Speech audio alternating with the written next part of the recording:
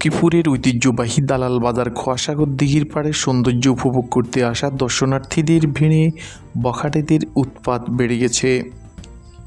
ঘুরতে আসা নারীদের যেমন বিভিন্ন অশ্লীল অঙ্গভঙ্গি করছে, তেমনি যুগলদের ছবি ভিডিও তুলে জিম্মি করে হাতিয়ে নেওয়া হচ্ছে টাকা ও স্বর্ণালংকার।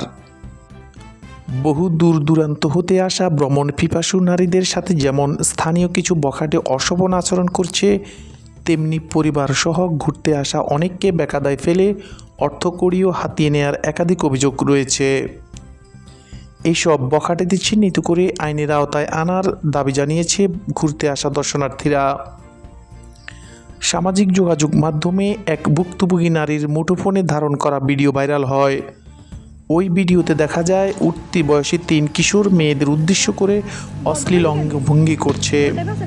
এই সময় ওই নারী তার মুঠোফোনে ধারণ করে সামাজিক যোগাযোগ মাধ্যম ফেসবুকে ছড়িয়ে দেয়। ইতিমধ্যে আইনশৃঙ্খলা বাহিনী এক বখাটেকে গ্রেপ্তার করতে সক্ষম হয়েছে। বাকি 2 বখাটেকে পালিয়ে গেলেও গ্রেপ্তারের চেষ্টা চলছে বলে জানায় পুলিশ।